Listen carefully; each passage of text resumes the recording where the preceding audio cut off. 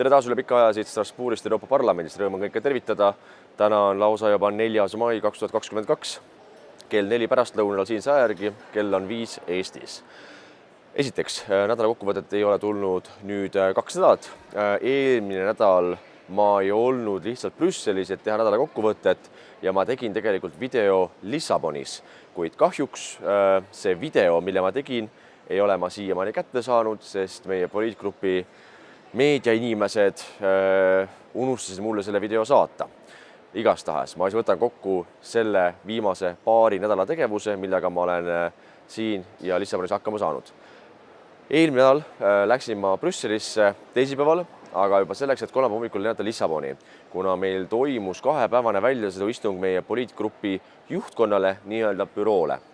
Ehk 6 või 7 delegatsiooni juhti meie poliitgrupist, ehk näiteks mina, siis itaalaste delegatsiooni juht, Taani delegatsiooni juht, Flaamide delegatsiooni juht ja siis mitmed ametnikud olime väljasõiduistungil selleks, et kohtuda mitmete ametlikes inimestega Lissabonis, et kohtuda ka siis Portugali parteiga nimega Chega, kes kuulub ametlikult ID parteisse ja samuti, et siis pidada maha üks nii-öelda ametlik väljasõiduistung Lissabonis. Ametlikest kohtumistest Lissabonis oli meil 2. Esiteks siis Portugali keskpanga juhtkonnaga, selle presidendiga. Kohtumine oli ligi 2 tunni pikkune. Rääkisime seal inflatsioonist, majandusest üldiselt, nende prognoosidest ja see oli tõesti väga põnev, aga sellel kohtumisel ma ka ütlesin neile eelmisel nädalal, et muidugi kõik need prognoosid, mida nad teevad majandusele laiemalt nii Portugalis kui Euroopa Liidus, et need prognoosid on tehtud tänase informatsiooni põhjal.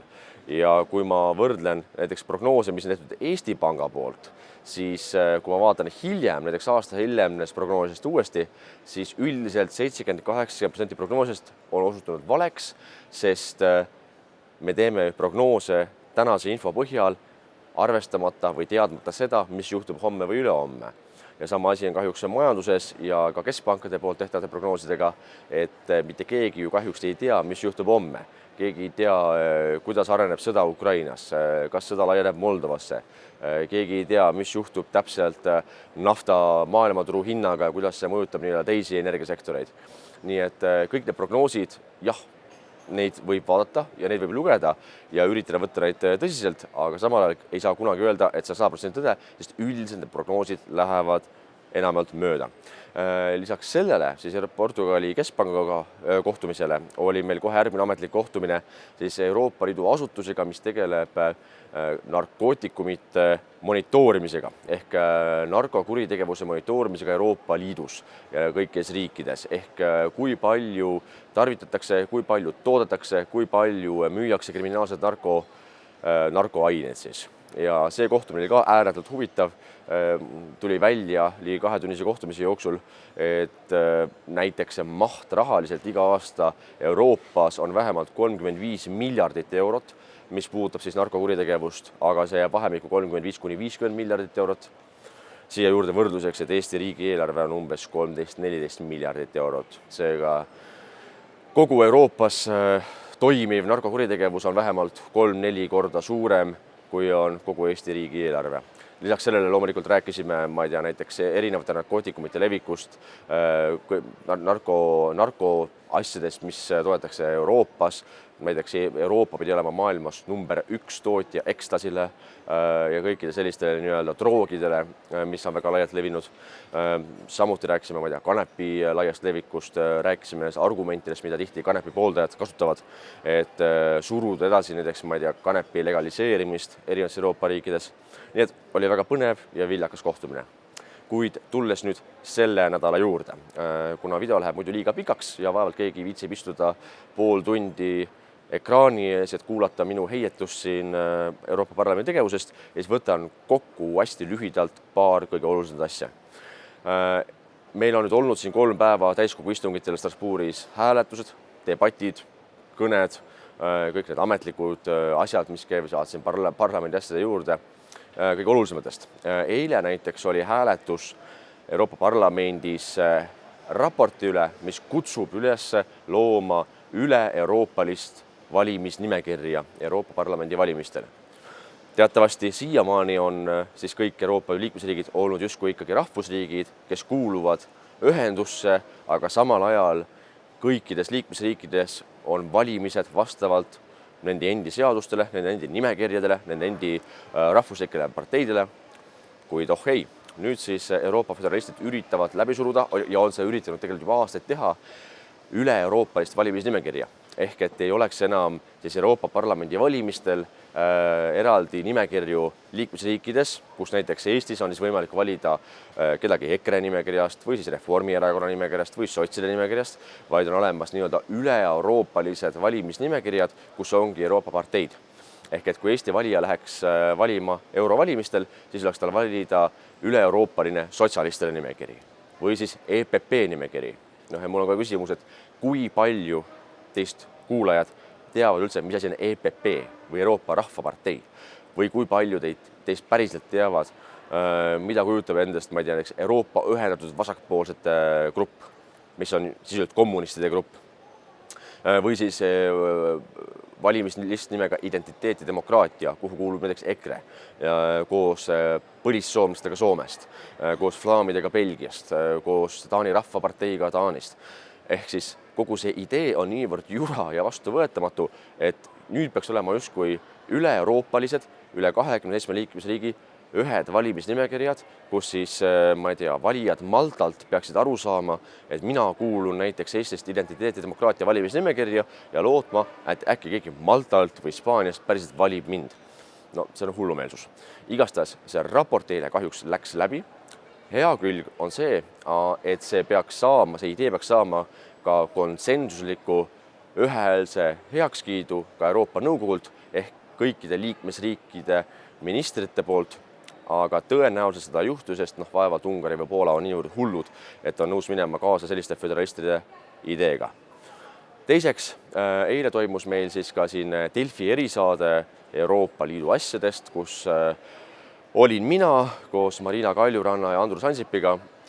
See peaks olema nüüd Delfis üleval eetris juba, igastahes salvestus oli eile. Saade oli umbes 40 minuti pikkune, rääkisime siin Euroopa Liidu reaktsioonist Venemaa vastu seoses Ukraina ründamisega, siin energeetika hindadest, gaasi impordist, embargodest ja tulevasest talvest. Nii et kellel vähegi huvi on või järgi vaadata, siis Delfis selle saate. Samal ajal saan täiesti aru, kui te ei soovi vaadata, sest et iga külastus Delfile tähendab väikest kopikat nende kaukasse ja iga kopikas Delfi taskus tähendab aina rohkem vasakäärmuslikku propagandat. Nii et ka see ei ole hea. Kolmandaks oli täna hommikul siis see nii-öelda key debate, nagu põhidebatt selle nädala jooksul oli loomulikult sõda, ehk täpsemalt siis Venemaa ja Ukraina sõja majanduslikud ja sotsiaalsed tagajärjed Euroopa Liidule. Pikk ja lohisev nimi pealkirjale, aga sisuliselt teema oli siis selle üle, et kuidas see sõda mõjutab Euroopa Liidu energeetikat, meie majanduspoliitikat, meie sotsiaalpoliitikat ja kuidas need mõjutavad keskmist Euroopa inimest. Ja mina kõnelesin siis teisena meie poliitgrupi nimel. Mul oli kõneaega lausa 2,5 minutit. See kõne peaks olema kohe valmis ja üleval ka minu kodulehel jaakmadisson.ee, mida kindlasti külastage. Samuti üleval sotsiaalmeedias, Facebookis, YouTube'is ja kõikjal mujal. Aga selle 2,5 minuti jooksul ma eelkõige rõhutasin seda, et esimese 2 kuu jooksul peale sõja algust on 3 Euroopa Liidu liikmesriiki kõige suuremad rahamaksjad Venemaale energeetika eest. Ja näiteks ülekaalukalt on esiteks Saksamaa, siis Itaalia ja kolmandaks Holland. Ja kui me vaatame summadest, siis näiteks Saksamaa ja Itaalia on maksnud nende 2 kuu jooksul umbes 3 korda rohkem raha kui eelmine aasta sama aja jooksul, sest see nii-öelda maailmaturu hind gaasile ja naftale on lihtsalt 3 korda kõrgem. Ja kõige jaburam on see, et sakslased ja eurooplased ongi nõus maksma 3 korda rohkem raha venelastele, kuigi me teame hästi, et see on täielik jura, et me maksame justkui maailmaturu hinda, sest kui sakslased ütleksid, et ei, me ei ole nõus maksma 3 korda rohkem venelastele, me ei ole nõus finantseerima 3-kordselt teie sõjamasinat ja okupante, siis venelastel ei oleks väga palju alternatiive, et kuhu seda energeetikat müüa, sest sellise hinnaga, nagu täna ostavad sakslased ja itaallased, ei osta maailmas mitte keegi. Hiinlased ei ole nii lollid või jaapanlased või isegi põhjakoreaalsed. Ja kui sakslased ütleksid, ei, me maksame sellist summat nagu eelmine aasta sama aeg, siis poleks venelastel väga palju variante ja valikuid, kuhu seda naftat ja gaasi müüa. Aga paraku eurooplased on niivõrd lollid, et on nõus maksma 3-kordset hinda ja finantseerima venelasi ja samal ajal siis ohetama, et sõda ikkagi käib ja küll on kole, et massimõrvu avastatakse järjepanu Ukrainast. Aga igastahes, seda ma ütlesin oma 2,5 minuti jooksul, kellel on mahti ja aega, vaadake see kõne üle, kui olete nõus, kindlasti jagage edasi, et aina rohkem inimesi näeks seda, kes ei ole nõus, siis jumal temaga, vaadake midagi muud, kassipilte. Lõpetuseks, nüüd saab juba 3 aastat mööda Euroopa Parlamendi valimistest, 3 aastat olema siin olnud Brüsselis ja Strasbourgis. Võite loomulikult anda tagasisidet selle sama video alla kommentaaridesse, et kuidas olete siiamaani rahul olnud minu tegevusega. Kui ei ole rahul olnud, siis andke kindlasti teada, et mida võiksin teha teistmoodi või mida muuta. Ja kõikidele lihtsalt vaenlastele ausalt öeldes täiesti ükskõik.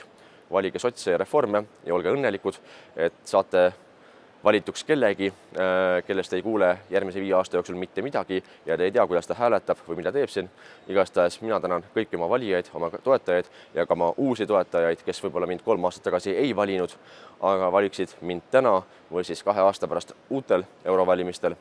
Olge terved, pea püsti, rõõmsat meelt ja kohtume, kui mitte varem, siis nädala pärast juba Brüsselist uuest nädala videokokkuvõttest.